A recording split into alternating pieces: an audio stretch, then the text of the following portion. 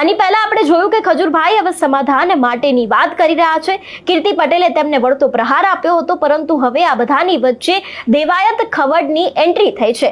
દેવાયત ખવડ દ્વારા એક સૌથી મોટો ખુલાસો કરવામાં આવ્યો છે અને તે ખજૂરભાઈની બહારે આવ્યા હોય તેવું લાગી રહ્યું છે.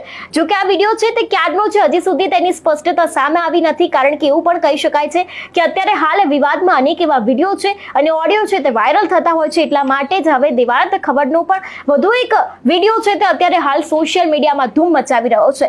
જો કે આ વિડીયોની પુષ્ટિ નિર્ભય ન્યૂઝ કરતું નથી. હવે સૌથી પહેલા તો આ વિડીયો ઉપર નજર કરીએ કે જેમાં દેવાયત ખવડ ખજૂરભાઈને લઈને શું કહી રહ્યા છે તે. જાની તમે જોતા હશો YouTube ઉપર આપણે એના વિડિયો ખાલી દેખાવ ખાતર નહીં, ઘણા એમ કહેતા દેખાડવાનું ન હોય. નહીં, દેખાડવાની પાછળનું કાળું કઈ રીઝન છે કે કદાચ તમે સારું કામ કરો ને સોશિયલ મીડિયા ઉપર ફોટો મૂકો ને તો 5 જણા પ્રેરિત થઈને બીજા કઈ સારું કરે. એનો એક મહત્વ એ થાય છે. નકરું એવું નથી કે દેખાડી દીધું ને આપણે રોલા સોલા નાખી દીધા, એમાંય નથી. 5 જણાને ખબર પડે તો એને કઈક સારો વિચાર જાગે લાઈન હું કઈક આવું કરું.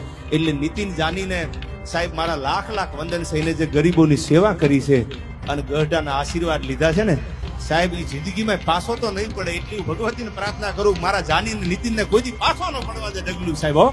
હજારો વંદન છે સાહેબ. આવા યુવાનો આપણા દેશમાં છે નીતિન જાની જેવા.